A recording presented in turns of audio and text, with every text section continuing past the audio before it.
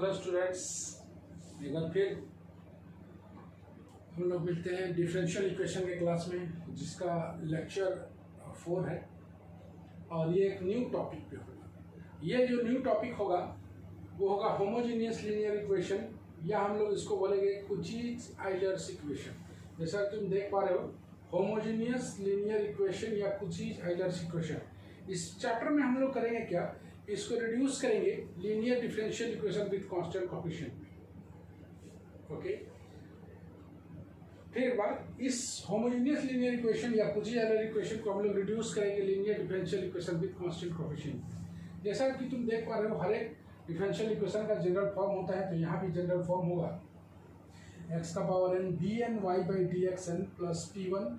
x का power n है तो x का पावर n माइनस 1, ये n है तो dn माइनस 1, ये n है तो dn माइनस 1। p1 के बाद p2, x का पावर घटाते जाओ, इसको भी सिमिलरली आते जाएगा pn y बराबर कैपिटल X। ये जनरल फॉर्म है। तो पहले से तुम देख रहे होगे कि मतलब क्या निकलता है कि पहले और इसमें अंतर क्या है कि इसमें x भी मौजूद है, इसलिए ये कहलाता है होमोजेनियस लीनियर इक्वेशन। ओके, जहाँ पर p1 p2 सारा कांस्टेंट है, x as a function of x है, p1 p2 सारा कांस्टेंट है और x फंक्शन ऑफ x है। जैसे तुम देख पा रहे हो, इसी इक्वेशन को हम लोग बोलते हैं होमोजेनियस लीनियर इक्वेशन, जिसको दिखाई दे रहा है होमोजेनियस लीनियर इक्वेशन। इसको हम लोग को ट्रांसफॉर्म करना है linear differential equation with constant coefficient में। We have to transform it into linear differential equation with constant coefficient. For this let us take z equal to log x। इसका मतलब x बराबर e का power z, that is dz by dx। if we differentiate it with respect to x, then we can get 1 by x। okay, by taking d by dz equal to z, by taking d by dz equal to d, यहाँ से we have to transform it dy by dx, as we can write it dy by dz into dz by dx, dy by dz, dz by dx, from it 1 by x, from this d by dz taking d, that's why x dy by dx is dy. Similarly, d2y by dx too, we can write it d by dx into dy by dx, put it the value of dy by dx from here, dy by dx 1 by x dy by dz, that is we differentiate it with respect to x, that is we differentiate it by the rule of u into v, 1 by x taking dy by dz with respect to x, then d2y by dz 2 into dz by dx, then 1 dy by dz as a constant, then 1 by x, that is 1 minus 1 by x square. Putting dz by dx equal to 1 by x, then we get 1 by x square here, 1 by x square taking out common, and d by d2z by d square y minus dy, that is d taking out common, d into d minus 1y, 1 by x square. From this 1 by x square d2y by dz dy by dx equal to d into d minus 1y. Similarly, we can write it x cube d3y by dx3 equal to d into d minus 1 d minus 2y. Finally, we can say the theory of this differential equation by taking x dy by dx. How we can get dy from it? d2y x square d2y by dx2, we can get d into d minus 1y. Similarly, x cube d3y by dx3, d into d minus 1 d minus 2y. Similarly, we can get another x4 d4y by dx4, like that. To remember this, for remembering, this box is very important. Z equal to log x, that the transformation, that is x equal to e ka power e to the power z, x dy by dx equal to dy, x square d2y by dx to d into d minus 1y. Similarly, that much. And by remembering it, d by d equal to capital D, that is operator, that is d by dz. Okay, that's the theory of homogeneous linear equation, that is Cauchy-Euler equation. Note down. समझ में आ गया, वो उम्मीद करते हैं। अब इस पर हम लोग देखेंगे 2 या 3 प्रॉब्लम। देखते हैं कि प्रॉब्लम हम लोग कैसे इस पर टैकल करते हैं। तुम्हें बस इतना दिमाग में रखना है, इस फॉर्म को दिमाग में रखना है, बस इतना ही। ये फॉर्म दिमाग में रखना है और इस बॉक्स को दिमाग में रखना है। बाकी बात हम लोग जैसे linear differential equation with constant coefficient बनाते थे, लेकिन यहाँ पर d का जो मतलब निकलेगा d by d से, बस इतना ही दिमाग में। हम लोग शुरू करें इसका प्रॉब्लम। ओके, बॉक्स को हम लोग यहीं पर छोड़ देते हैं ताकि हम लोग को थोड़ा सा हिंट मिल पाए, ताकि तुम लोग फोकस कर पाओ कि इसका सवाल कैसे बनेगा। हम लोग का पहला जो सवाल आ रहा है, first one, solve x² d2y by dx2 minus 3x dy by dx plus 4y equal to 2x square. It is homogeneous equation because it is presence of x. Now let us transform it z equal to log x, that is x equal to e to the power z, and x dy by dx equal to dy x square d2y by dx2 d into d minus 1y. Okay students, x square d2y by dx2, take it, d into d minus 1y minus 3 x divided by dx dy plus 4y equal to, it is, remember here, twice x square, that is e to the power 2z. It is very remembering कि x square, taking x square in the form of z. By solving it, d square minus d minus 3d plus 4y 2 e to the power 2z. You can see that it is a linear differential equation with constant coefficient, and solve as earlier, d square minus, by solving CF and PI, 4d plus 4y twice e का power 2z d minus 2 का whole square y equal to 0 for CF, that is its auxiliary equation, m minus 2 का whole square equal to 0, that is m बराबर, देख रहे हो कि यहाँ पर आ गया 2 और 2, that is repeated, then it's CF C1 plus C2z e का power 2z. Finally z in terms of x, because our question is in x, we just transform it in the form of z for solving it. C2 z equal to log x e का power 2z from here x square, that is a final CF. Now how to solve its PI? For PI, from here y equal to 2 e to the power 2z by d minus 2 का whole square into 1 here. By taking d equal to 2, then it becomes 0. That's why 2 e to the power 2z is taken out common, and d equal to d plus 2 minus 2 as earlier. 2 cancelled out, its whole square here, 2 e to the power 2z, 1 by d square into 1 integrating it with respect to z. Note very carefully, integrating twice with respect to z, we get 2 e to the power 2z into like z square by 2. Integrate it 1 as a z, and twice it integrate z square by 2, 2 cancelled out. Finally z square e to the power 2z. Finally we can get CF and PI, y equal to CF plus PI. CF, that is C1 plus C2 log x into x square, and PI in terms of z, in terms of x, z square, that is log x to the whole square, and e to the power 2z, that is x square. That is final CF and PI. Okay students, once again, ठीक है, एक बार और समझा देते हैं, क्या दिक्कत है, आसान तो है, कैलिब्रेट का समझ में आ रहा पूरा है। तो दीपक सन्नी फोकस करो बोर्ड पे, बदमाशी नहीं, पीछे से, पीछे वाले लोग एकदम शांत रहेंगे। z equal to log x transformation, x equal to t power z, x divide by dx को हम लोग लिख सकते हैं dy x square d2y by dx2, जैसा कि तुम लोग देख रहे हो बॉक्स में भी लिखा हुआ है। इसको चेंज करेंगे यहाँ तक, और जैसे CF और PI निकालते थे जैसे CF और PI निकालते थे उसी तरह से हम लोग काम कर पाएंगे। CF और PI में ऑक्सिलरी इक्वेशन निकालते थे ट्वाइस रिपीटेशन, लेकिन यहाँ पर लिखना है विथ जेड के रूप में, उसी तरह PI में भी लिखना है जेड के रूप में। Any more problem? Note down.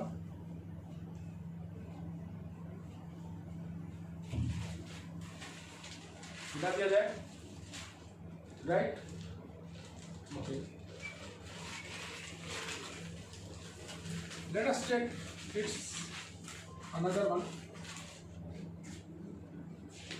पहला वाला दोनों एग्जाम्पल जैसा कि तुम जान रहे हो शुरुआत है, तो ये जो है उतना इम्पोर्टेंट नहीं होता है, लेकिन समझने के पॉइंट ऑफ व्यू से very important. Solve x square d2y/dx2 minus x dy/dx plus y equal to twice log x. Once again, we see that it is a homogeneous linear equation. Homogeneous linear equation. Okay, we have to convert it. We have to transform it into linear differential equation with constant coefficient. For this, let us take z equal to log x. That is x equal to e ka power z and d equal to d by dz. Okay, you know, x dy by dx, we can write it dy, x square d2y by dx2, that is d into d minus 1 by, okay students, d into, यहाँ से हम लोग लिखते हैं इसको, d into d minus 1 y minus x divided by dx, that is dy plus y. Be careful, it is converted into the form of z because d equal to d by dz, to log x, that is z. d square minus d plus 1 y equal to 2z, d square d minus 1 का whole square y ये है ना 2z, that is finally for CF d minus 1 whole square y equal to 0. Its auxiliary equation as usual, m minus 1 to the whole square बराबर 0, that is m बराबर 1 1. Repetition twice. It's CF in terms of z. Be careful. C1 plus C2 z e to the power z. Finally, converted z into z in the form of x. C1 plus C2, यहाँ से z की जगह लिख देते हैं हम लोग log x, और यहाँ पर e का पावर z की जगह लिख देते हैं हम लोग x. That is called CF. और PI यहाँ से हम लोग उठा लेते हैं y equal to 2z by d minus 1 to the whole square. Okay, it is algebraical factor, you know. 1 minus d to the power minus 2 into 2z, 1 plus 2d plus 3d square dot dot dot. चूँकि z का term में है तो यहीं तक ही काम होगा, हम लोग सॉल्व करें 2z. ओके, 2z के 2 बाहर आ गया, 2z मतलब 2, बस इधर तो 0 हो जाएगा, तो 2z प्लस 4 मतलब 2z के स्थान पर हम लोग लिख देते हैं log x plus 4. Okay, finally the complete solution कितना आ जाएगा? देखो, कंप्लीट सॉल्यूशन आ जाएगा y equal to c1 plus c2 log x into x plus CF वाला पार्ट 2 log x प्लस 4, ये वाला हो गया PI वाला part. Finally that much is a complete solution. Any no problem? Similar ही तो है, कोई विशेष अंतर नहीं है. ओके, होमोजेनियस लिनियर, सबसे पहले फॉर्म पकड़ना, उसके बाद ट्रांसफॉर्म करना, उसके बाद इसको ट्रांसफॉर्म करके इस फॉर्म में लिख के CF और PI निकालना है. लेकिन बात सिर्फ इतना ही है कि D के स्थान पर हम लोग रख पाएंगे d by dz. Note down.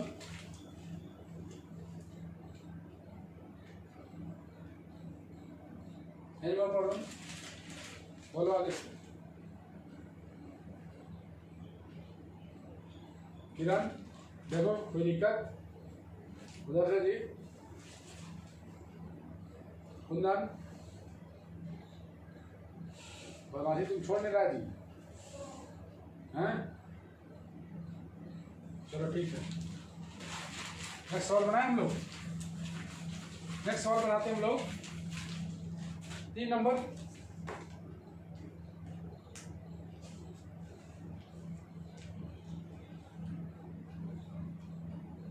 X square d2y by dx2 minus x dy by dx minus 3y बराबर एक्स स्क्वायर लॉग एक्स। जैसा कि तुम देख पा रहे हो एच वही सवाल है। फिर एक बार बाय टेकिंग, यहाँ पर लिख देना पहले homogeneous linear equation. Okay, taking z equal to log x that is x equal to e का power z, d equal to d by d z. D लिखते हैं हम लोग x dy by d x के स्थान पर लिखते हैं हम लोग dy, x square d2y by dx2 के स्थान पर लिखते हैं हम लोग d into D minus 1y। चलो शुरू करते हैं। d into D minus 1y, इसकी जगह लिख देते हैं dy माइनस 3y बराबर, इसको z के फॉर्म में लिखते हैं।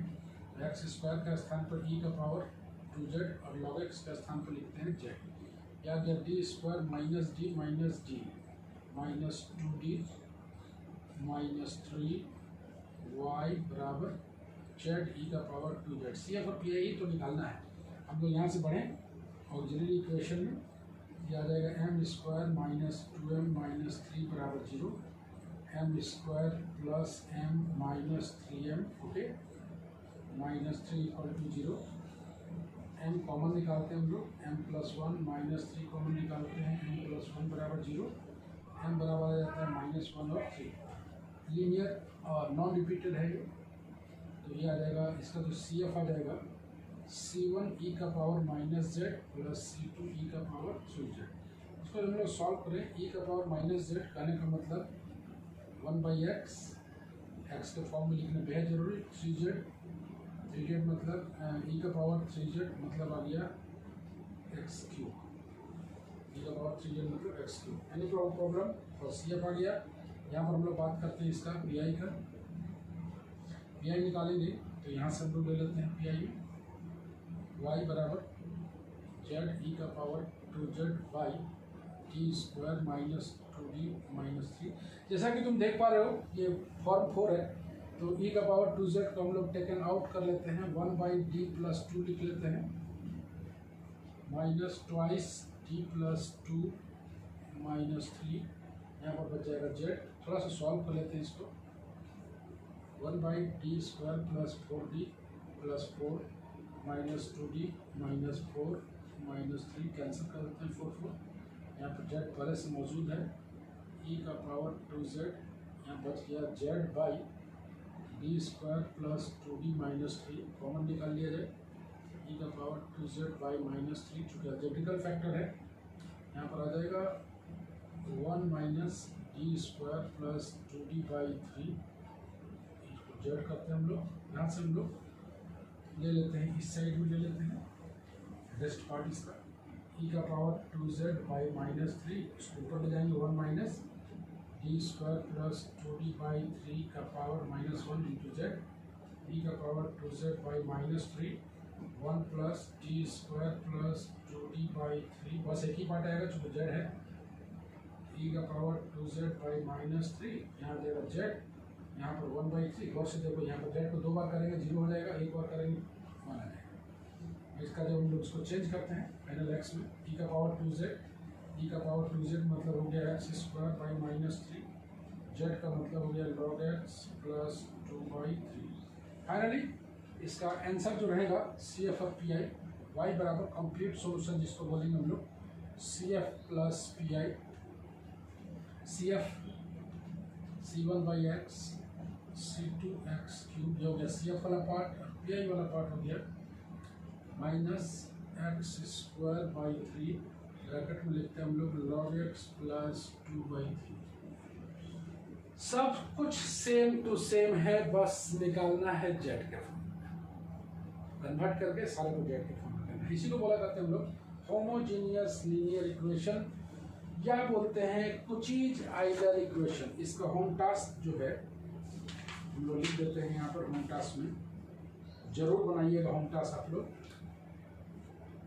होम टास्क यहाँ पर रहेगा सॉल्व एग्जाम्पल 229 का 4 टिक लगाया हुआ मिलेगा यहाँ पर, तो जवाब से भेज दिया जाएगा।